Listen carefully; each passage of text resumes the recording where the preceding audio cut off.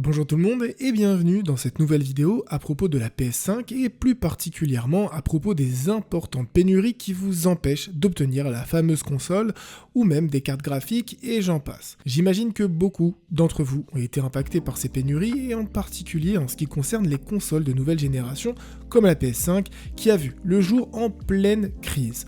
Et ce n'est pas prêt de s'arranger, il y a encore quelques jours Sony annonçait reprendre la production de PS4 pour pallier aux difficultés d'approvisionnement en PS5. De mon côté, pour maximiser vos chances de choper des consoles, j'ai créé un petit groupe Discord qui s'appelle Reclab.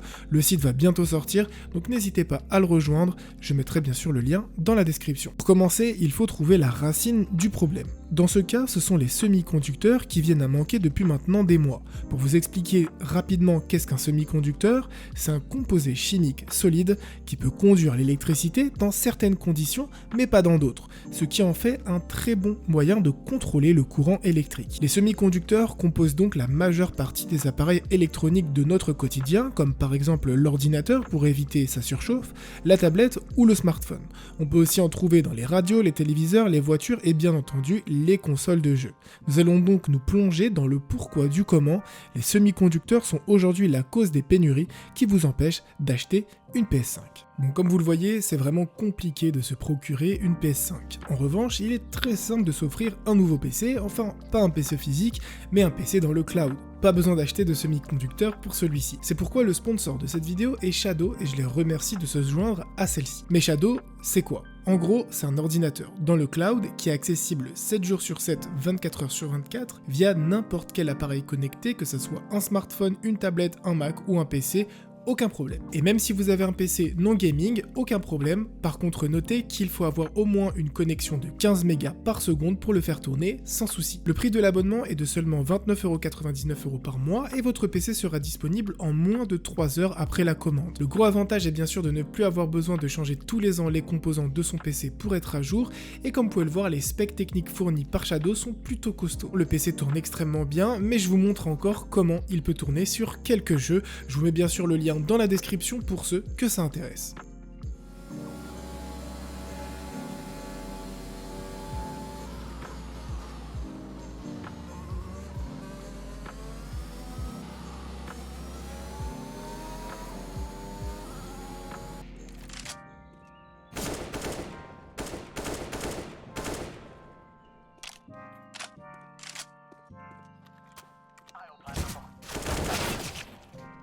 Mais alors, pourquoi il y a des pénuries ? On va commencer par le conflit Chine-États-Unis. Si la pénurie est si importante aujourd'hui, c'est que de nombreux événements l'ont déclenché. Pour remonter au plus loin, c'est un différend politique qui a entamé cette pénurie.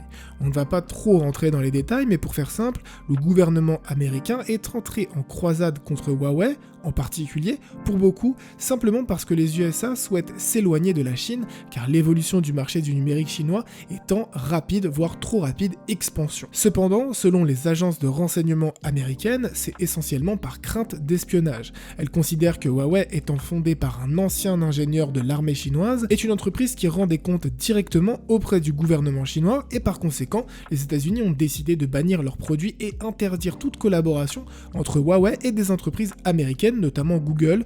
C'est pourquoi les smartphones Huawei ne proposent plus aucun service Google. D'ailleurs, si le sujet des smartphones Huawei vous intéresse, je vous présentais il y a quelques mois les alternatives que propose donc Huawei maintenant sur ses nouveaux smartphones. Bref, à la suite de ces événements et en prévision des sanctions économiques imposées à la Chine par les États-Unis, de grands constructeurs chinois comme Huawei ont donc fortement gonflé leur stock de semi-conducteurs en achetant des millions de pièces essentielles comme des processeurs mobiles par exemple, par peur de ne plus pouvoir se fournir auprès d'entreprises américaines pendant un moment. Leur objectif bien sûr c'est de s'assurer une réserve de composants en attendant de pouvoir développer et fabriquer les leurs. Ceci a bien sûr grandement creusé le déficit des stocks mondiaux de semi-conducteurs disponibles auprès des revendeurs, puisque des entreprises chinoises et notamment Huawei a acheté d'énormes stocks qui ont bien sûr asséché les stocks pour les autres. On enchaîne maintenant sur une autre raison que vous connaissez tous, à savoir le Covid. C'est le plus évident, j'imagine que vous le voyez arriver, le Covid a bien sûr son rôle à jouer dans cette pénurie.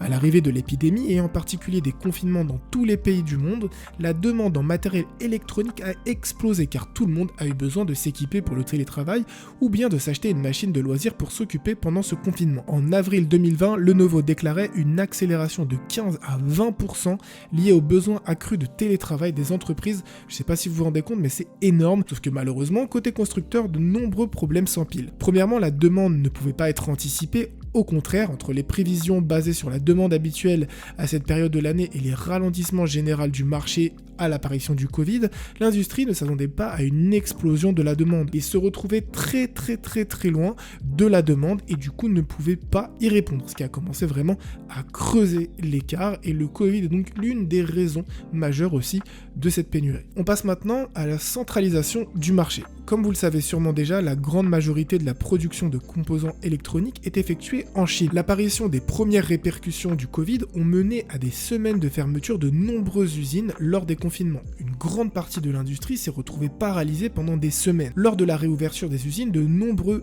employés ont attrapé le Covid et ont par conséquent dû s'isoler. Certaines zones ont eu d'autres confinements, couvre-feu ou encore limitation des effectifs. Bref, la production, même après sa reprise, s'est retrouvée rythmée en dents de scie, avec une liste de commandes en retard à honorer, décalant la production sur des semaines voire des mois. Mais ce n'est pas le seul problème causé par la centralisation du marché. Comme la plupart des fabricants se trouvent en Chine, et croyez-moi, c'est une machine particulièrement bien huilée qui supporte mal la contrainte. À cause des restrictions de personnel dues à l'épidémie et au confinement, les grands ports d'expédition se sont retrouvés saturés et eux aussi incapables de satisfaire la demande. Le monde entier commande des conteneurs à la Chine, à Taïwan ou au Vietnam, les prix ont été multipliés par 10 en quelques mois et l'offre ne comblait toujours pas la demande. Rajoutez à tout ça les foyers épidémiques, les nombreux incendies de forêt, des rationnements en eau et une période de sécheresse et de fréquentes coupures d'électricité dues à l'augmentation du prix du charbon et l'impossibilité de certaines régions à produire des quantités suffisantes d'énergie, paralysant ainsi de nombreuses lignes de production. Tout ça pour vous dire que comme le reste du monde, l'industrie chinoise en a vraiment chié pendant 2 ans et ce n'est toujours pas fini. Une cause souvent oubliée dans cette pénurie, les crypto-monnaies. En effet, les crypto-monnaies ont besoin de beaucoup de puissance de traitement pour fonctionner, mais aussi pour être minées. Ceci amène donc les mineurs de crypto-monnaies à acheter des cartes graphiques et des processeurs en grand nombre afin de construire des fermes de minage de crypto. Les crypto-monnaies ont donc une grosse responsabilité dans les pénuries de cartes graphiques et notamment les RTX très prisés de chez Nvidia, qui se font parfois encore plus rares que les PlayStation 5, mais surtout qui ont fait exploser les prix de ces dernières. Prenez par exemple la RTX 3070, qui est annoncée par Nvidia au prix très correct de 519€, qui se vendent maintenant au marché entre 800 et 1000 €, soit quasiment le double du prix de base. Et donc du coup, toutes les personnes qui ont voulu se faire des setups ont vu non seulement le prix de leur setup gonfler, parfois même dans l'incapacité d'en acheter même en payant le prix fort. Maintenant, on va parler des scalpers. Bien sûr, ceux-là vous les connaissez et si vous êtes à la recherche d'une PS5, vous les détestez sûrement. C'est le nom donné aux personnes achetant plusieurs consoles en lot et dans le but de les revendre beaucoup plus cher pour faire un profit. Alors vous allez me dire, mais pourquoi ces personnes-là arrivent à choper beaucoup de stock? Tout simplement parce que lorsque vous êtes un grossiste, un gros revendeur de consoles, c'est beaucoup plus facile de revendre 500 consoles à une personne que 500 consoles à 500 personnes différentes. Donc du coup, c'est une sorte d'accord qu'ils vont avoir avec des grossistes et du coup, tout le monde va trouver son compte, sauf vous, le client final. Bien sûr, les constructeurs essayent d'endiguer ce phénomène autant que possible en limitant les possibilités d'achat par IP ou encore en limitant le nombre de commandes possibles avec une adresse de livraison identique, et certains revendeurs procèdent même à des contrôles après achat pour annuler les commandes suspectes. Cependant, bien sûr, beaucoup de scalpers arrivent à trouver d'autres solutions pour passer entre les mailles du filet. Tout n'est bien sûr pas tout noir et on a quand même des stocks qui sont disponibles. Alors revenons sur la PS5. Dans cette histoire, le résultat est là. Les consoles se vendent tout de même petit à petit avec des stocks réguliers, disponibles auprès des revendeurs tels que la Fnac, Amazon, Cultura ou encore les grandes surfaces,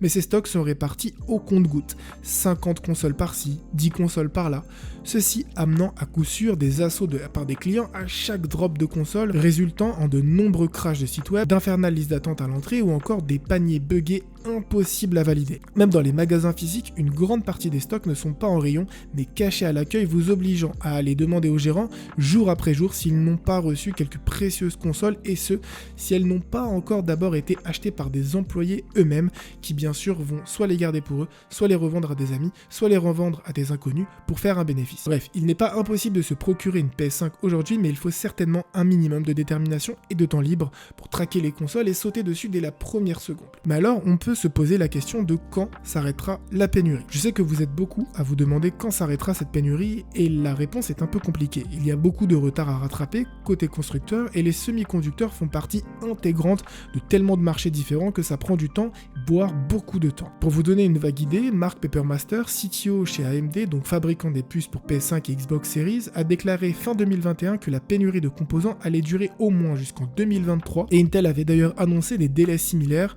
avant une reprise de production normale. D'ici là, il sera malheureusement toujours très compliqué de mettre la main sur une PS5 ou une Xbox Series X. Et voilà, maintenant vous savez tout sur le pourquoi du comment, pourquoi c'est si difficile d'acheter une PS5 ou encore des cartes graphiques. C'est une vidéo assez technique et explicative, mais j'espère vraiment qu'elle vous aura plu et que toutes les explications que je vous ai données sont claires puisque maintenant vous maîtrisez le pourquoi du comment. Sur ce, à une prochaine vidéo. Ciao tout le monde.